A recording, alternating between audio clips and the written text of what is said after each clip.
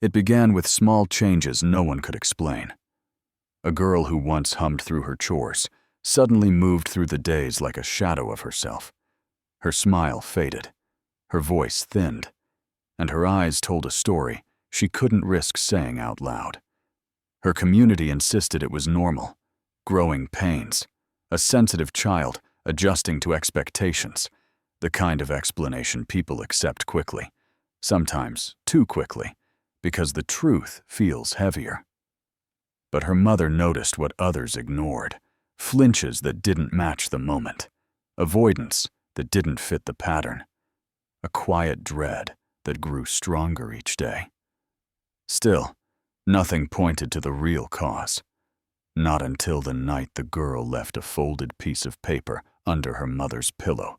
A single page that didn't just hint at what had been happening. It identified the one person no one thought to question. But to understand how that moment was even possible, you have to see what life looked like before anything seemed wrong. Welcome to True Crime Story Files. Real people, real crimes, real consequences, because every story matters. Subscribe now, turn on the bell, and step inside the world where truth meets tragedy. May of 2019 in the quiet farmland of Lancaster County, Pennsylvania. Nothing about the Miller family suggested that anything was wrong. Samuel Miller was a respected church trustee, the kind of man neighbors trusted without hesitation. His wife, Miriam, kept a spotless home and carried herself with the quiet steadiness admired in Amish women. And their 14-year-old daughter, Ruth, appeared exactly as people expected, gentle, obedient, soft-spoken. To anyone looking in, the Millers seemed blessed, a model household, a family whose peace felt almost effortless. Sunday mornings meant breakfast together before church. Miriam would set out fresh bread, jam she'd canned herself, eggs still warm from the henhouse. Samuel always asked Ruth about her week, what she was reading, which chores she'd finished, if she'd practiced her sewing. Ruth answered every question, perfectly.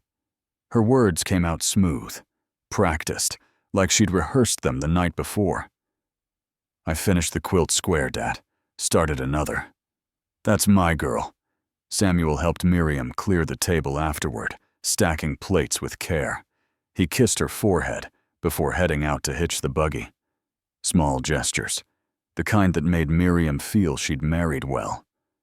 At church, Samuel was the man everyone turned to.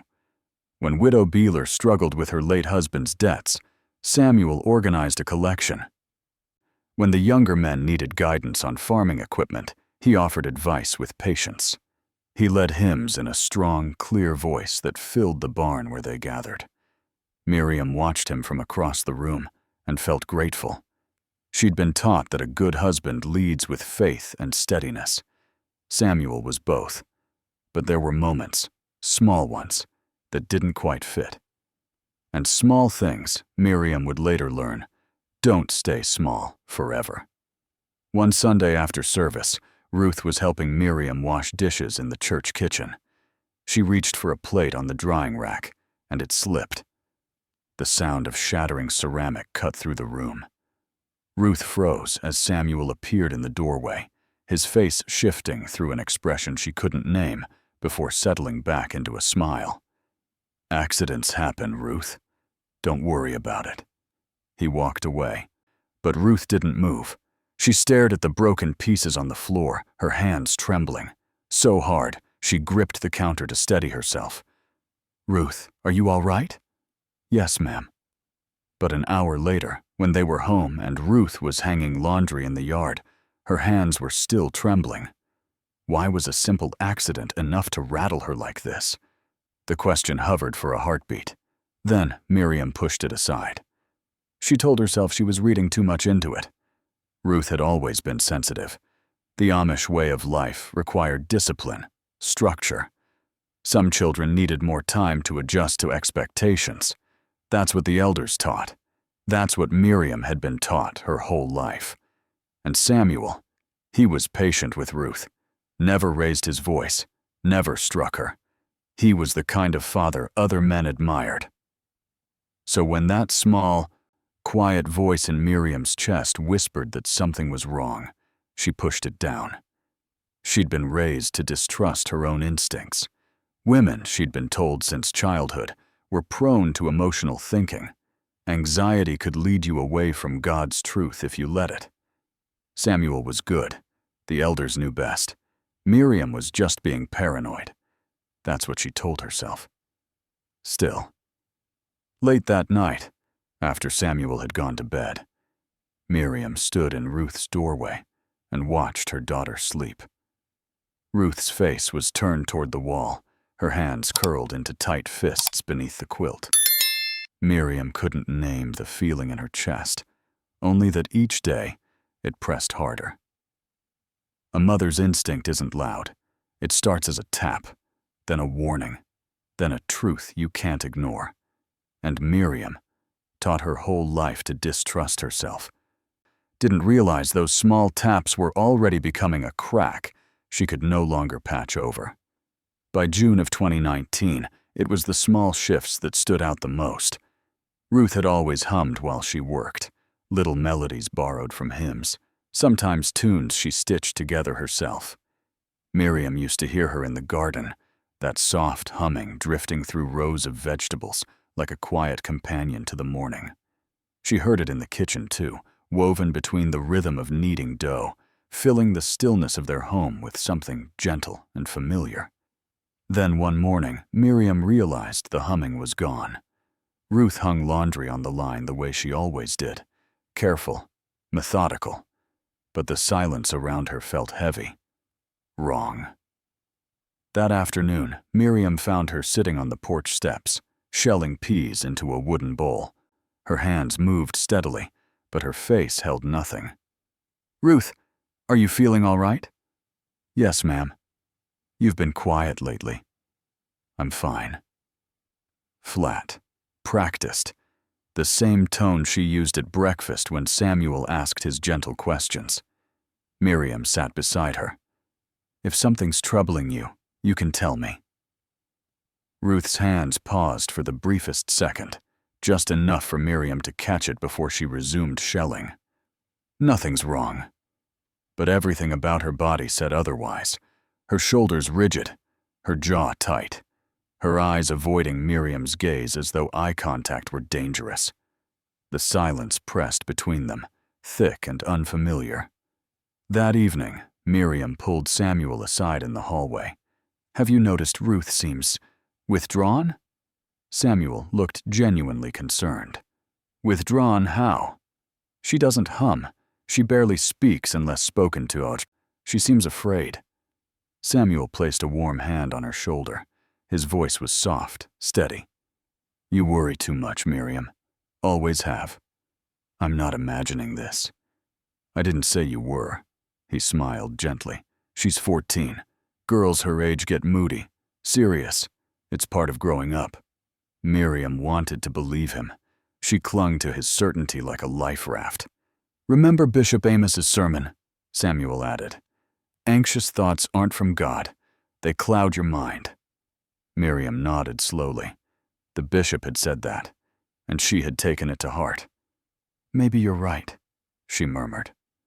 "That's my girl." Samuel kissed her forehead. But that night, when the house lay still, Miriam found sleep impossible. She wandered to Ruth's room. The door sat slightly open. Ruth lay asleep, her face turned toward the wall. But what caught Miriam's breath were the carved animals on the dresser, Ruth's cherished creations, the ones she normally displayed proudly. Tonight they were all turned around. Every horse, rabbit, lamb, and dove faced the wall, not accidentally, deliberately. Miriam stared at them, her heartbeat creeping up her throat. Something inside her whispered, "This means something." But she didn't know what. Not yet. The next morning, Ruth joined them for breakfast. Samuel sat at the table reading a catalog. When Ruth walked past him, Samuel reached for the coffee pot, and Ruth flinched. It was tiny, barely noticeable. But it was real. A full-body recoil she couldn't hide fast enough. Samuel didn't see it. Miriam did, and something inside her cracked wider. She stood at the stove, flipping pancakes, hands trembling, trying to quiet the storm rising in her chest. The elders had always been clear. Doubt came from fear. Fear came from the enemy. Women were especially prone to it. But when she looked at Ruth, sitting small and tense, shoulders curled inward, Miriam felt the truth pressing on her from the inside out. Something was wrong in her home. She didn't know what yet. But that small voice she'd been trained to silence was growing louder. No matter how hard she tried, she couldn't push it down anymore. By July of 2019, Miriam still wasn't investigating. Not officially. Not consciously. She wasn't even sure what she was looking for. But once a mother starts noticing things, truly noticing them, it becomes almost impossible to unsee what's right in front of her. It started with the buggy rides. Every Saturday, Samuel drove into town for supplies. He'd always taken Ruth with him. Father-daughter time, he called it. Ruth used to look forward to it. She'd talk about the hardware store, the bakery where Samuel sometimes bought her a cookie. But Ruth started making excuses. I need to finish the laundry, Dad. I promised Ma'am I'd help with canning. My stomach hurts. Samuel never pushed. He'd just nod, kiss the top of her head, and go alone. And every time he left, Miriam watched Ruth's shoulders drop, like she'd been holding her breath and could finally let it out. Then there was the barn. Ruth used to gather eggs in the evening right before dusk. It was her job. But now, if Miriam asked her to go after dark, Ruth would freeze. Can I do it in the morning instead? Why not now? I'd rather wait. Her voice would get tight. Her hands would start to shake. So Miriam stopped asking. She'd go herself or wait until daylight. But she didn't understand why. The pieces didn't make sense on their own. But together, they formed a shape Miriam couldn't quite see yet, like looking at something through frosted glass. Then came the Thursday night in late July. Samuel had told Miriam he was going to prayer meeting at Elder Levi's farm. He left right after supper, said he'd be back by 9. Miriam didn't think anything of it. The next morning, she ran into Elder Levi's wife, Naomi, at the farmer's market. How are things at your place? Miriam asked, picking through tomatoes. Busy as always. Levi's been working on the new shed, spent all last evening on it. Miriam looked up. Thursday evening? Yes, he was out there till past dark. Naomi shook her head. That man and his projects. Miriam's hands went still. Was Samuel there helping him? Naomi frowned. Samuel? No, it was just Levi. Why? Oh, I just thought. Never mind. But Miriam's mind was racing. Samuel said he'd been at prayer meeting. Elder Levi's wife just said Levi was working on a shed alone, which meant there was no prayer meeting, which meant Samuel had lied. That evening, Miriam waited until Ruth was in her room. Then she approached Samuel in the living room, where he was reading the budget newspaper. Samuel, can I ask you something? He looked up, his expression open. Of course. You said you were at prayer meeting Thursday night, at Elder Levi's. Samuel nodded. That's right. I ran into Naomi today. She said Levi was working on his shed alone Thursday evening. For a moment, Samuel just looked at her. Then his face changed. Not angry. Hurt.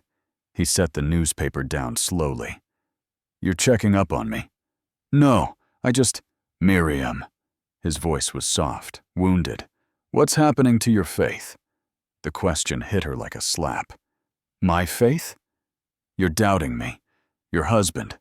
The man you made vows to before God. He stood up, and there was something in his eyes. Disappointment. Sadness. I was at Elder Jacob's place, not Levi's. We met to discuss district business.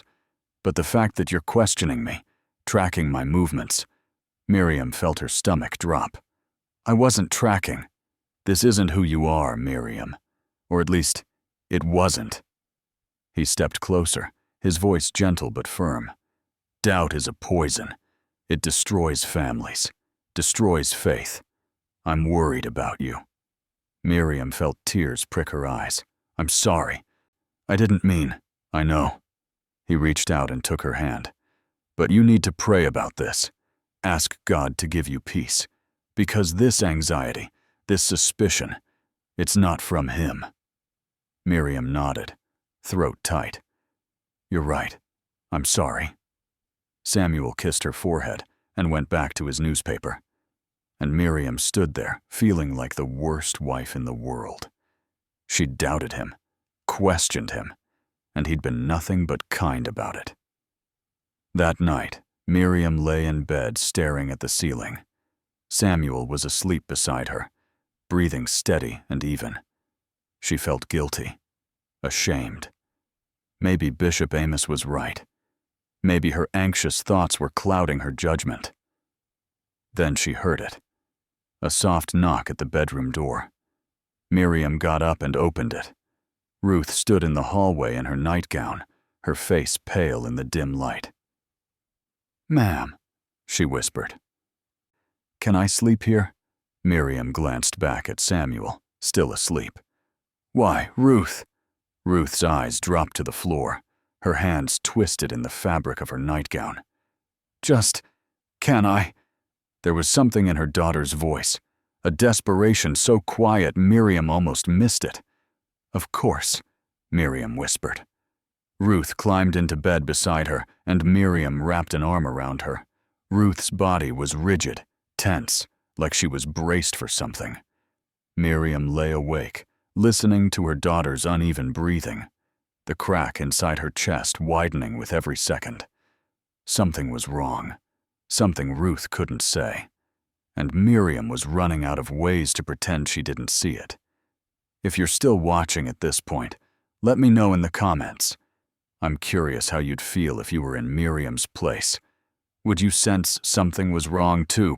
By August 14, 2019, the silence inside their home had grown heavy enough to notice.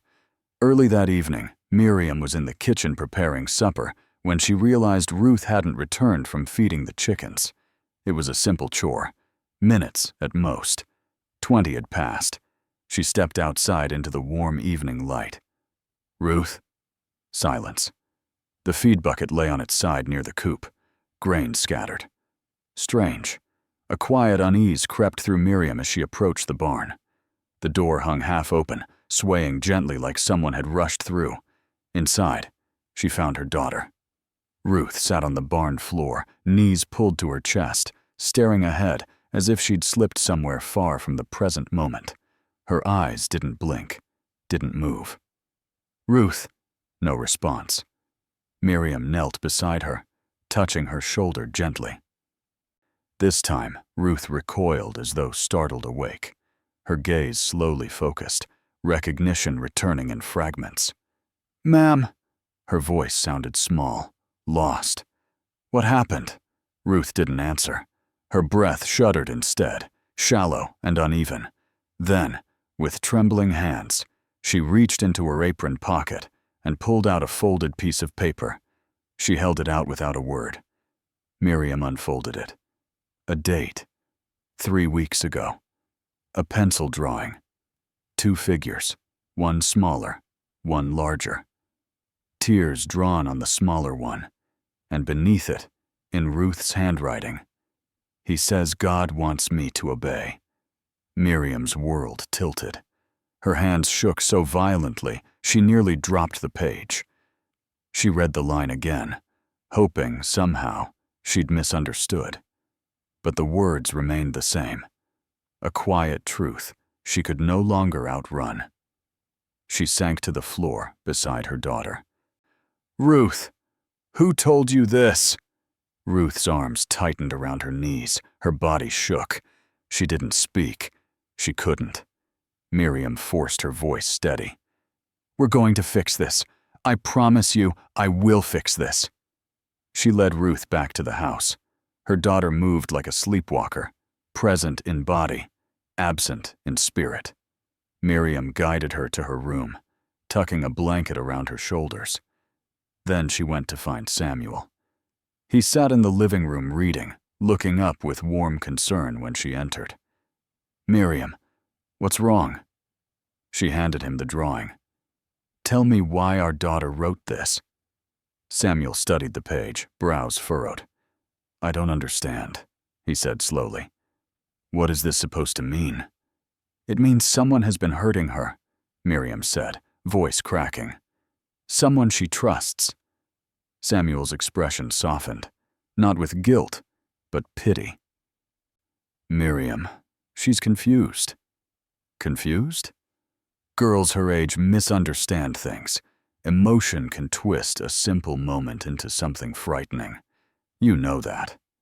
His tone gentle, almost soothing. She hears sermons about obedience, about God's authority, and she may be applying them in ways she doesn't understand. You think she made this up? I think she's overwhelmed, and you're overwhelmed. And together, you're interpreting this the worst possible way. Miriam's heart hammered painfully. "But what if you're wrong?" Samuel said softly. "What if you shatter this family over something that isn't real?" Her breath hitched. She hated how reasonable he sounded, how calm, how certain. "The elders will help," he continued. "But taking this outside the community, you know what that leads to. Shame, division, outsiders deciding the fate of our home." Miriam felt her resolve wavering, caught between instinct and doubt, between her daughter's trembling hands and her husband's gentle certainty. "What if you destroy everything?" Samuel whispered, "over a misunderstanding?" She looked down at the drawing, at the shaky letters, at the fear her daughter couldn't voice. She wanted clarity, proof, anything solid to hold on to. But all she had was a page, a trembling child, and a choice that felt impossible. Samuel took her hand gently. "Pray, Miriam. Don't rush into something you can't undo." Miriam nodded because she didn't know what else to do. But upstairs, Ruth sat alone, staring at the wall, knowing the truth she'd risked everything to show her mother, and wondering if anyone would believe her. August 17th, 2019. A quiet morning that carried a weight Miriam could feel before she even left the house. She requested a private meeting with the church elders. In Amish communities, leaders are entrusted with spiritual authority. Problems, especially family ones, are to be handled within the ordnung, not by outsiders. Bishop Amos Yoder agreed to meet at his home. Elder Joseph and Elder Levi joined him. Samuel wasn't invited. That was the only reason Miriam felt brave enough to go. She brought the drawing in her apron pocket, a small paper that now felt heavier than anything she'd carried in her life. The elders sat across from her at the kitchen table, their faces solemn but controlled. Not shocked, not alarmed, just evaluating. Miriam placed the drawing between them. "I found this. Ruth has been afraid for weeks. She avoids the barn. She won't speak unless spoken to. Something is wrong, and she doesn't feel safe." Bishop Yoder studied the drawing, passed it to Elder Joseph, then to Levi. No immediate outrage, no urgency, just long, uncomfortable silence. Finally, Bishop Yoder folded his hands. "Miriam, we understand your concern, but this is a family matter. We will counsel Samuel and Ruth together, and separately. These misunderstandings happen." "Misunderstandings?" Miriam whispered. "Children often misinterpret affection," Elder Joseph added, tone firm. "Especially girls approaching womanhood. Their emotions complicate things." Miriam's stomach twisted. "She's terrified." "Or she is spiritually unsettled," Bishop Yoder corrected gently. "A soft heart can mistake conviction for fear. Miriam turned to Elder Levi, hoping for support. He avoided her gaze. Elder Levi? He cleared his throat. Children sometimes confuse teachings about obedience. A father's guidance can feel strict, but still be loving. The words landed like stones. Then Bishop Yoder delivered the warning Miriam had feared. If you take this outside the community, everything changes. The English authorities will intervene. They remove children. They do not understand us. Ruth may be taken from both of you. Miriam's breath caught. Taken? Yes, he said plainly. The moment the world interferes, you lose control. Every instinct in her body screamed that this wasn't right, but the threat of losing Ruth tightened around her like a snare. Still, she asked, "What will this counseling involve?" "We will speak to Samuel," Bishop Yoder said. "Then Ruth, then the family together. We will correct any misunderstandings." "And if there isn't a misunderstanding?" Bishop Yoder didn't flinch. "Then we proceed carefully, biblically. But you must trust us." Miriam left with a hollow ache in her chest. She had wanted protection for Ruth. Instead, she had been handed a warning. 2 weeks later. The counseling sessions had begun. Miriam wasn't invited into most of them. The elders said Ruth needed space to speak freely. But afterward, Ruth became even quieter, even smaller, even more unreachable. One afternoon, Miriam gently asked, "Ruth, what did the elders say to you today?" Ruth didn't lift her eyes from her hands. For a moment, Miriam thought she wouldn't answer. But then, softly, fragile as cracking ice, Ruth whispered, "They asked me if I understood what it means to honor my father. I said yes." A pause. "They asked if I pray for a gentle spirit. I said yes." Another pause. "They didn't ask if I was telling the truth." The words hit Miriam harder than anything so far. Before she could respond, Ruth slipped back into silence, folding into herself like she regretted saying anything at all. And day by day, as the elders continued their sessions, Ruth withdrew further.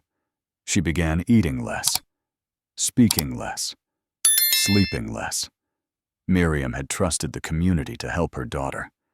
Instead, Ruth was disappearing in plain sight. By the time Miriam realized her mistake, the damage was already spreading, quiet, deep, and impossible to ignore. On September 2nd, 2019, Miriam woke to a strange pressure beneath her pillow. Something small, something that didn't belong. She reached under the fabric and felt the edge of a folded piece of paper. Slowly, carefully, she drew it out, doing everything she could not to wake Samuel sleeping beside her. The handwriting was Ruth's, shaky, uneven. "Ma'am, I tried to be good. I'm sorry I'm making everyone upset. Maybe it's better if I—" The sentence stopped, mid-thought, like Ruth couldn't finish it, or didn't want to. Miriam's heart stopped. She threw off the covers and ran down the hall to Ruth's room. The bed was empty. The quilt was pulled back, but Ruth wasn't there. Miriam ran downstairs, her bare feet slapping against the wood floors. The kitchen was empty. The living room. The porch. "Ruth!" No answer. She ran outside into the early morning light. The air was cool, damp with dew. She scanned the yard, the chicken coop, the barn. And then she saw her, down by the pond at the edge of their property. A small figure standing at the water's edge, completely still. Miriam ran. Her lungs burned. Her legs felt like they might give out. But she didn't stop until she reached Ruth and grabbed her by the shoulders.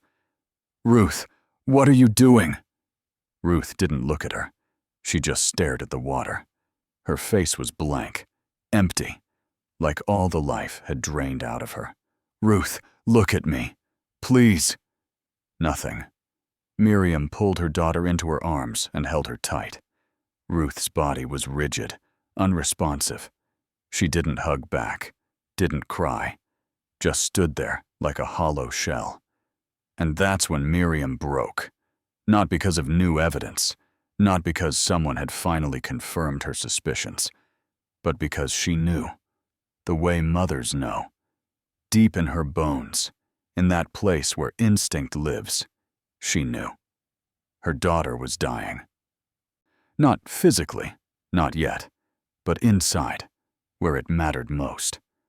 And Miriam had been silencing herself, second-guessing herself, trusting a system that was failing them both. She pulled Ruth away from the water and led her back to the house. Ruth walked mechanically, like her body was moving, but her mind was somewhere else entirely. Back inside, Miriam wrapped her in a blanket and sat across from her, heart racing. The elders' counseling wasn't helping. The community wasn't protecting her child. And Samuel, she couldn't even think his name without her stomach turning. Something had to change. Her decision came suddenly, clean, sharp, undeniable. Miriam grabbed her shawl and walked straight to the Graber's house next door. They had a phone for business. She knocked until Mrs. Graber answered, startled. "Miriam? What's wrong?" "I need to use your phone, please." Mrs. Graber saw something in Miriam's face and didn't ask questions. She led her inside and pointed to the phone on the wall. Miriam's hands shook as she dialed the number she'd memorized weeks ago, but had been too afraid to call, a crisis hotline she'd seen on a flyer at the fabric store in town. The phone rang twice before a woman answered. "National Crisis Hotline. This is Deborah. How can I help you?" Miriam's voice cracked. "I think my daughter is in danger, and I don't know what to do." "Okay, take a breath. You're doing the right thing by calling. Can you tell me what's happening?" Miriam told her everything.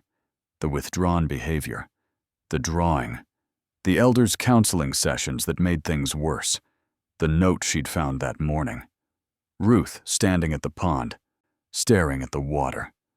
Deborah listened without interrupting. When Miriam finished, there was a pause. "Miriam, I need you to hear this. You don't need permission to protect your child." The words hit Miriam like a punch to the chest. "I know your community has its own ways of handling things," Deborah continued. "But what you're describing, a 14-year-old girl showing signs of severe trauma, talking about not wanting to be here anymore, that requires immediate professional intervention. Not counseling from church elders. Real help. But they said if I involve outsiders, I'll lose her. They'll take her away. That's not true. Child Services does not want to take Ruth from you. They want to protect her, and they will work with you, not against you." Miriam closed her eyes. Tears streamed down her face. "I'm so afraid." "I know. But Miriam, which scares you more, losing your community or losing your daughter?" The answer was immediate. Certain. Losing Ruth. "Then you know what you need to do." Deborah gave her 2 numbers, one for Child Protective Services and a specific caseworker who understood Amish culture, one for a safe house that could take them immediately. Miriam wrote them down with shaking hands. Miriam thanked Deborah and hung up. She stood in the Graber's kitchen, staring at the 2 phone numbers she'd written on a scrap of paper.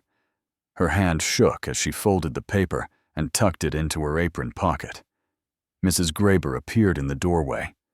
"Miriam, are you all right?" "No," Miriam said honestly, "but I will be." Back home, Ruth sat at the kitchen table, staring at nothing. Miriam sat down beside her and took her hand. "Tomorrow morning," Miriam said quietly, "we're going to talk to someone who can help. Someone outside the community." Ruth's eyes flickered. Fear, hope, something in between. "Will they take me away from you?" Miriam's throat tightened. No, we're staying together. I promise. She didn't know exactly what tomorrow would bring, but she knew one thing. She couldn't wait any longer. September 3rd, 2019. Just after dawn, Miriam came downstairs already knowing what she had to do. The choice that felt fragile the night before, shaky, impossible, had settled into something solid. Certain. Unshakable. Samuel stood at the counter making coffee when she entered. "Miriam," he said softly, "you're up early." "I need to tell you something," she said, steadying her breath. He turned, cup in hand. "What is it?" "I'm taking Ruth to see a counselor. Outside the community." Samuel didn't move, didn't raise his voice. He just set his coffee cup down on the counter, very carefully, and looked at her. "Miriam, we've talked about this. The elders are handling it. They're not helping. Ruth is getting worse. She's going through a difficult time. These things take patience. She left me a note yesterday morning saying she wished she didn't exist." Miriam's voice cracked. "I found her standing at the pond, staring at the water. Our daughter is falling apart, and I'm not waiting anymore." Samuel was quiet for a long moment. Then he bowed his head and began to pray. Out loud. "Heavenly Father, I ask you to soften Miriam's rebellious heart. She has been deceived by the world, by anxious thoughts that don't come from you. I pray for Ruth's confusion, that you would bring clarity to her mind and peace to her spirit. And I pray for our family, Lord, that we would not be torn apart by pride and disobedience."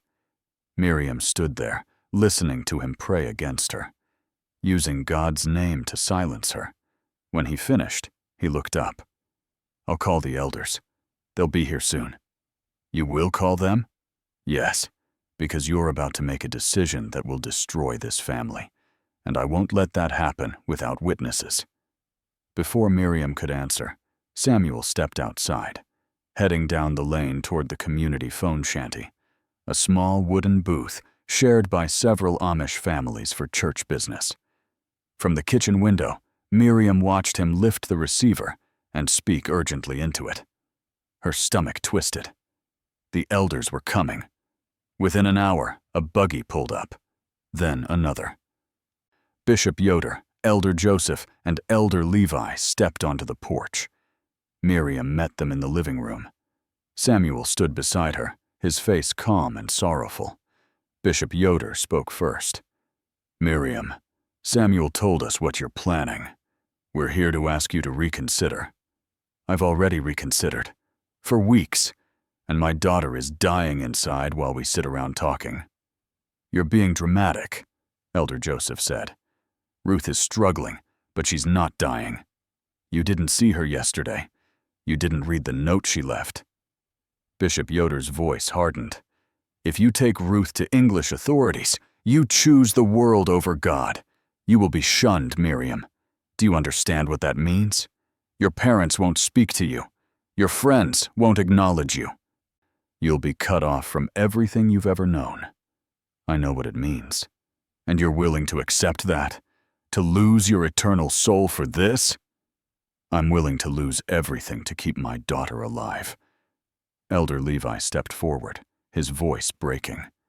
"Miriam, please, there has to be another way. We can bring in a different counselor, someone from another district. We can try something else. Just don't do this." Miriam looked at him, saw the conflict in his eyes, the guilt. "Elder Levi, you know what's happening. You won't say it out loud, but you know. And you're asking me to keep quiet about it, so the community doesn't have to face the truth." He looked away, couldn't meet her eyes. "There isn't another way," Miriam said, "and you know it." She turned and walked toward the stairs. "Ruth, come down here, please." A moment later, Ruth appeared at the top of the staircase. She looked down at the room full of men, her face pale and expressionless. "Get your coat," Miriam said gently. "We're leaving." Ruth didn't move at first. Then, slowly, she came down the stairs and took her coat from the hook by the door. Samuel stepped forward, not aggressive, not angry, just present, blocking the path to the door. "If you leave, Miriam, the door closes. You don't come back. Not to this house, not to this community. You'll be dead to us." Miriam met his eyes, saw the control there, the certainty that she would back down, the way she always had. But this time, she didn't. Then the door closes. She reached out and took Ruth's hand. Ruth's fingers were cold, trembling, but she held on. Bishop Yoder's voice rang out behind them. "Miriam Miller, if you walk out that door you are choosing eternal separation from God and His people. Your soul will be lost." Miriam didn't turn around. She opened the door and stepped outside, Ruth beside her. The morning air was cool and clean. The buggy was waiting in the driveway. Miriam helped Ruth climb in, then took the reins. Behind them, Samuel stood on the porch, flanked by the 3 elders, watching, silent. Miriam snapped the reins, and the buggy pulled forward. As they reached the end of the driveway, Ruth spoke for the first time in days. "Ma'am, where are we going?" Miriam's voice was steady, certain, somewhere safe, and they didn't look back. On September 4th, 2019, Miriam drove the buggy straight to the Lancaster County Police Department, her hands gripping the reins with a steadiness she didn't entirely feel. When she stepped inside, she held Ruth's trembling hand in her own and faced the officer at the front desk. "My daughter needs help," she said, and for the first time, she wasn't afraid to say it out loud. Within 2 hours, Ruth sat with a trained forensic interviewer in a quiet room designed for children. Miriam waited in the hallway, fingers interlaced so tightly her knuckles ached. Every minute felt like a lifetime. When Ruth finally spoke, halting, quiet, but truthful, the investigation moved immediately. September 6th. 2 police cars pulled up to the Miller farm. Samuel was arrested and charged with multiple counts of child sexual abuse. He didn't resist, didn't say a word, just kept his eyes down as they put him in the back of the patrol car. By nightfall, the entire Amish community knew. The response was immediate and divided. Some defended Samuel fiercely. He was a trustee, a respected man, a model of faith. They insisted Miriam had been influenced by the English, that Ruth was confused, that outsiders had twisted their understanding. Others did not defend him at all. Their silence was sharp, heavy, and in that silence, truths long buried began to surface. 3 other women came forward. The first was Rebecca Zook, now 26, who had left the community years ago. She contacted the police after hearing about Samuel's arrest. "He did it to me too," she said. "When I was 13, I told my parents. They brought it to the elders. The elders told me to forgive him and move on. So I did, until I couldn't anymore." The second was Anna Fisher, 19, still living in the district. She came forward privately, terrified of what it would mean. "My brother," she whispered to the investigator. "Not Samuel, but my brother did the same thing Samuel did.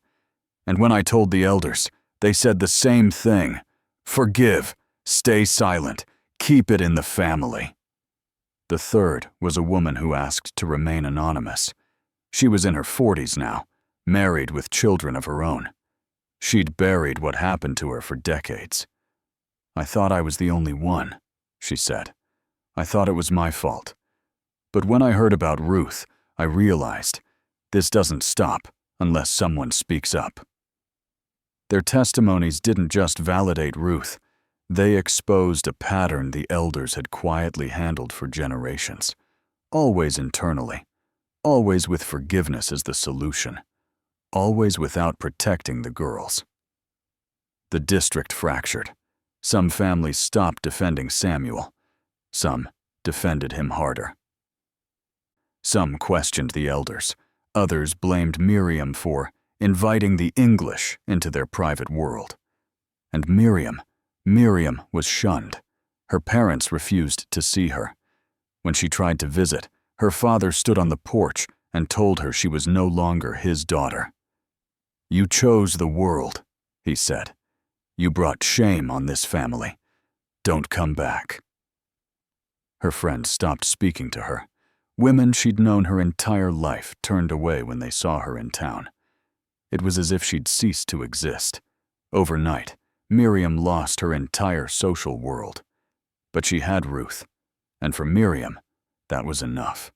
The court proceedings stretched on for months. Ruth had to testify, quietly, tearfully, bravely. Her voice trembled, but she didn't retreat. Every word she spoke was the truth she had carried alone for too long. Samuel's defense tried to argue confusion, influence, misinterpretation. But the other women's testimonies strengthened Ruth's. The evidence was overwhelming. In February 2020, Samuel Miller was found guilty on all counts. He was sentenced to 15 years in prison. But the verdict didn't undo the damage. Ruth struggled. Some days she made progress. Other days she felt crushed under the weight of memories she couldn't unfeel. She woke some mornings shaking, other mornings silent. Some days she got out of bed and tried. Other days she curled inward and wanted to disappear. And one night, she finally said what had been building inside her. "Why didn't you see it sooner, ma'am?" Miriam's breath stopped. "I should have," she whispered. "I should have trusted you. I should have trusted myself." "You believed him over me." "I know. And it's something I'll carry for the rest of my life." The truth hurt, but it was honest, and they kept going. Healing, slow, uneven, painful, became their new normal. Then, one afternoon in March, there was a knock at the door of their small apartment.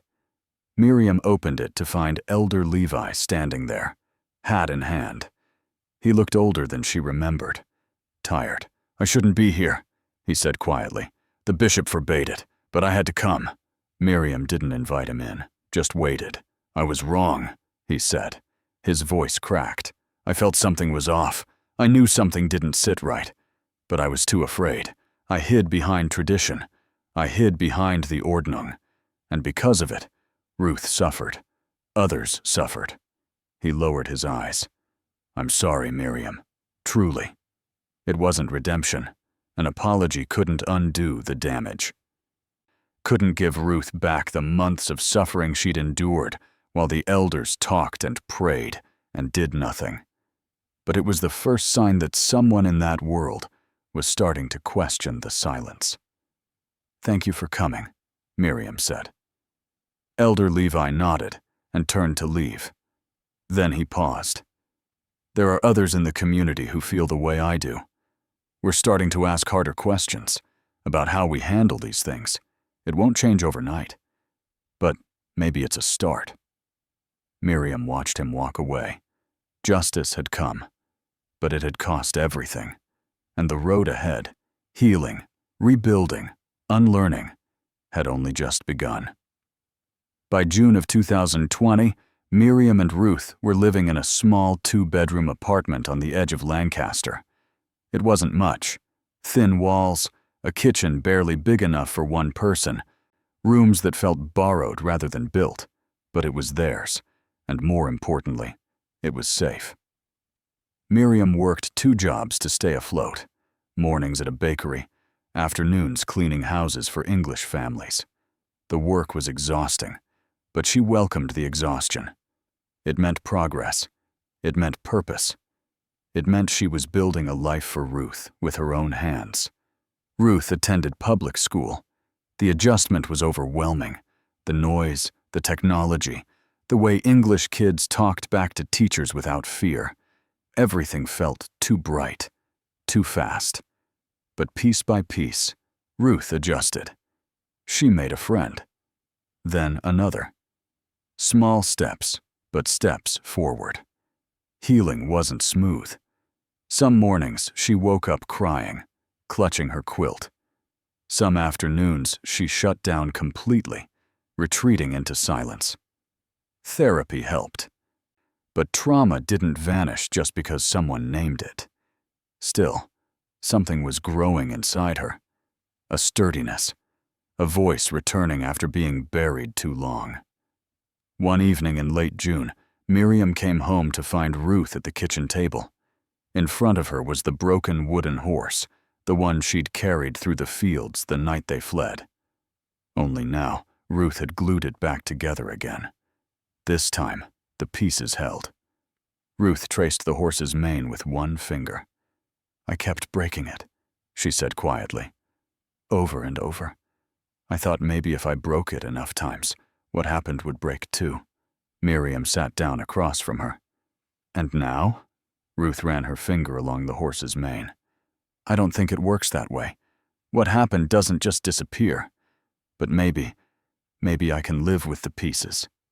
She stood and walked to the window, placing the horse on the sill where the afternoon light caught it. Miriam watched her daughter, this yin who'd been forced to grow up too fast, who'd survived what no child should ever have to survive.